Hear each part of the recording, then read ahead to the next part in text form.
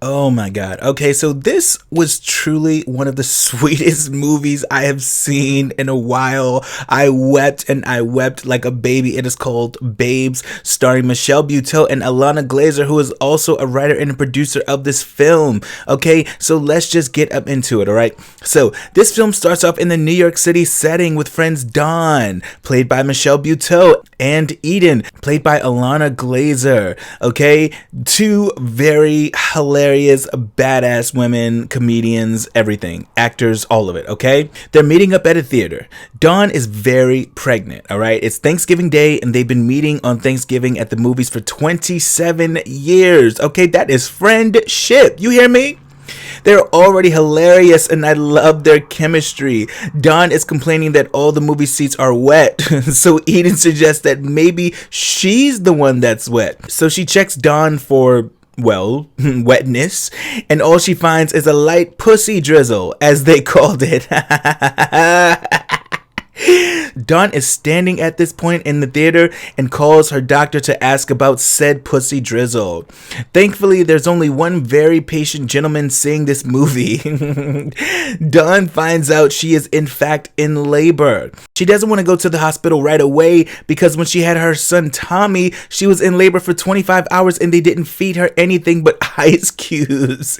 So instead of going to the hospital while she's in labor, they go to get food at a very fancy restaurant, and they ordered a lot of food. All right, they tell the waiter that Dawn is in labor, and he says that he has to tell his manager that, and she asks him if he's the Gordon Ramsay of her pussy. Oh, Michelle Buteau. They don't get to finish their food because Eden checks Dawn's vagina again to discover that it looks like it's yawning. So they head to the hospital. Dawn is going through so much pain to get to the doctor, and we see here how good of a friend Eden is, alright? I mean, she has her back. Dawn is giving birth. Her husband Marty is there with her. He's played by the very funny Hassan Minhaj, okay? Dawn gives birth, and the dust has begun to settle, and Dawn wants sushi. Eden goes to grab her some sushi for $500, and I'm like, that better be some magical sushi. Do you understand? She returns to the hospital to see Dawn and Marty sleeping. Eden is put out of the hospital by a rude ass nurse. Like, she was rude to her.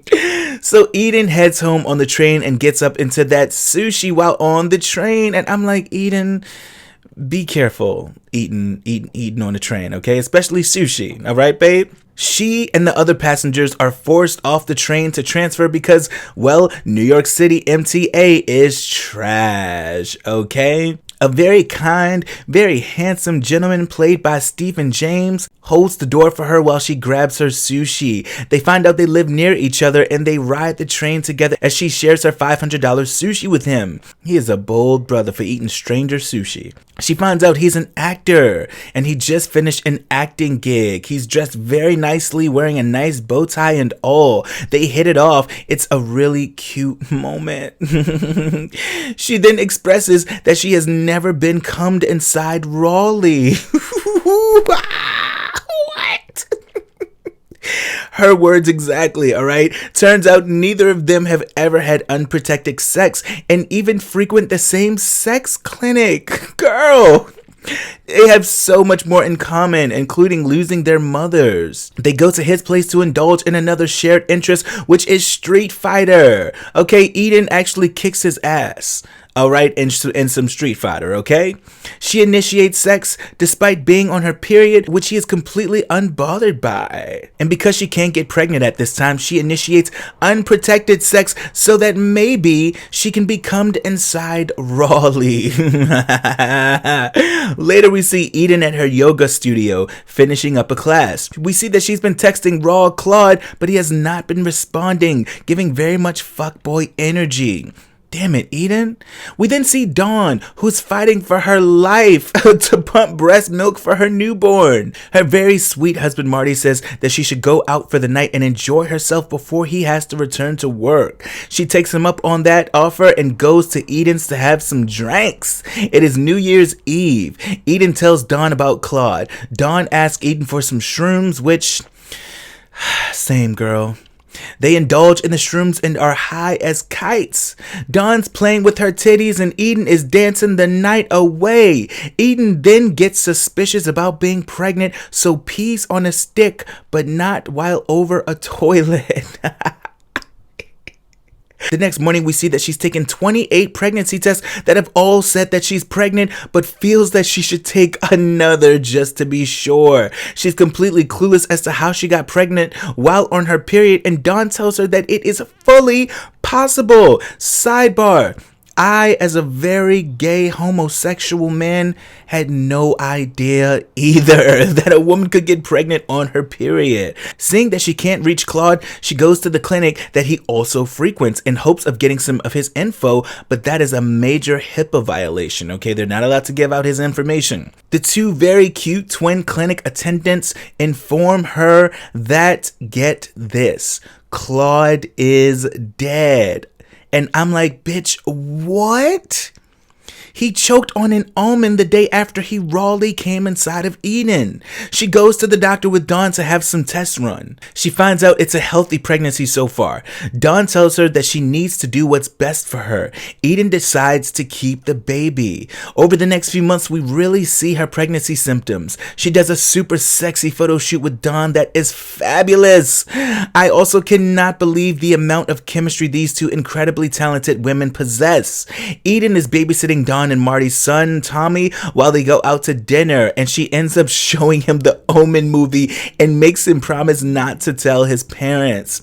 Dawn and Marty gets home and Dawn is upset about not being able to produce milk for baby Melanie. She says that she just wants to nourish, and Eden tells her that she is pretty much the ultimate nourisher and to go easy on herself, and I just really love their sisterhood. They then go out back and hilariously destroy this poor breast pump. Dawn, who is a dentist, returns to work where her fellow dentists get her a cake that's supposed to resemble her, and it is fucking hilarious. She's told that she's a finalist of the Invisalign campaign, which is great because she could use the money. She's then told that she definitely has the chin to win by her supervisor. Her son Tommy has a new babysitter whom he terrorizes with Omen references all over his bedroom. This lady was terrified. Baby, that sitter, she was just not ready. As a result, Dawn has to go home and cannot make it to Eden's amnio appointment. Eden then takes this chance to let her father know she's pregnant and ask him if he wants to come with her to the appointment. She ends up going alone and doesn't want to know the baby's gender, but senses male energy. The doctor suggests she gets a doula for help, but she insists that Dawn will have time to help her. She then starts freaking out by the size of this massive ass motherfucking needle from this doctor, and I would have died. Okay, do not come in my space with no needles. Just before the needle goes in, her father shows up, so we finally get to meet Eden's father. They talk after the appointment, and she tells her father that Claude died. She said they had a real connection, and he was actually very sweet and supportive. I cried on this part. It was so sweet, and her father is actually very sweet. He says he wants to meet her baby someday and has to leave abruptly. He left. He got out of there like somebody was chasing after him. All right? Eden goes to Dawn's house afterwards to find out that Tommy told them that Eden showed him the Omen movie. Dawn and Marty were pissed, seeing that they lost a babysitter because of it. They tell Eden she should definitely get a doula, seeing that they no longer have childcare. Eden ends up hiring a new doula, and Dawn and Marty hire a new babysitter, yet Dawn is still tired and overwhelmed, girl. Her hair is falling out and all, yet she still ends up making it to one of Eden's appointments. Sidebar: each time they see Eden's doctor, he has either a comb over, or the next time he was fully bald. This time he's wearing hair plugs, and each time he mentions his hair or lack thereof to Eden and or Dawn, and they always end up making the most awkward faces, and I just cannot. They are so good together. During the doctor visit, he suggests Eden going on a baby moon, which Dawn is more than happy to attend. They end up driving out to what seems to be a very fancy resort. They end up getting massages at the resort that Dawn is living for, okay? She is moaning her life away during this massage. Eden's masseur however, has never massaged a pregnant woman and is terrified of massaging any part of Eden's body out of fear of killing the baby, including her feet. Eden was very irritated, and I get it. Like, girl, you are a masseur. Do your job. They have dinner that night, and Eden mentions Dawn's house, which she and Marty are considering turning into an Airbnb, and the possibility of her and her newborn moving in. Eden says she'd love the comfort of all of it. Dawn, however, is not on board with that idea, like, at all. She mentions how she is exhausted and can't believe she had a second child, knowing how exhausted she was from Tommy. She says that nothing about Eden moving in with a third child would be chill. Dawn goes on to say that Eden got pregnant by a random fucking dude, which hurts Eden because Claude actually meant something to her. Even I'm like, damn, Dawn, tell us how you really feel. Dawn says that adults don't have to plan their lives around their best friends and tells her that she lives like a child. Eden says they're not best friends, but they're family, and I really felt that shit, okay? Dawn responds with the ultimate low blow saying, I have a family. I'm like, damn, Dawn, what is going on with Dawn? She was really on one. Dawn then suggests some space for the two of them, that it would be the best. What? While your friend is pregnant for the first time and ain't got no baby daddy? Dawn arrives home to find or to smell lots of shit. Marty tells her that he tried to get Tommy to use the potty again and it went left. The plumber comes out explaining that he found new shit on top of old shit and all types of revolutionary shit. It was more funny when he said it. It was pretty shitty in there, alright? Dawn tells Marty she can't take it anymore. She says she feels like she has it all and nothing at all at once. And baby, I felt that. Okay? She also thanks Marty for putting up with so much and taking care of her and the kids, which was just so sweet. This movie is so sweet. Marty is also exhausted and says that they are so fucking fucked, but that he's glad to be so fucking fucked with her. And that was just so sweet. How fucking sweet, right? Dawn then jumps his bones, which, girl, I get it, okay? Eden is back at the doctor, whom is now wearing a hat. Eden is ready to not be pregnant anymore. The doctor says that a C-section or castor oil or sex could speed up the process, and she is willing to try anything at this point to get this baby out. Dawn is at work. Her boss tells her that she's got the Invisalign gig, but solely because the guy they chose for it turned out to be a serial killer. What? She was told that she had to fly out to San Francisco the following morning for it. It's the next morning. Dawn is on the plane ready for takeoff and she FaceTimes Eden. Okay, Eden is showering and Dawn sees that her vagina is super open and says that she needs to take her ass to the doctor now. Eden, who wants to have a prom themed birth, puts on a prom dress, has her doula come over with her prom dress, and they wait for a lift. But instead, a limo pulls up with none other than Dawn inside. I wept, okay? Dawn admits that she was an asshole about Eden and Claude's connection, and she then admits that she and Eden are in fact family. Such a sweet moment.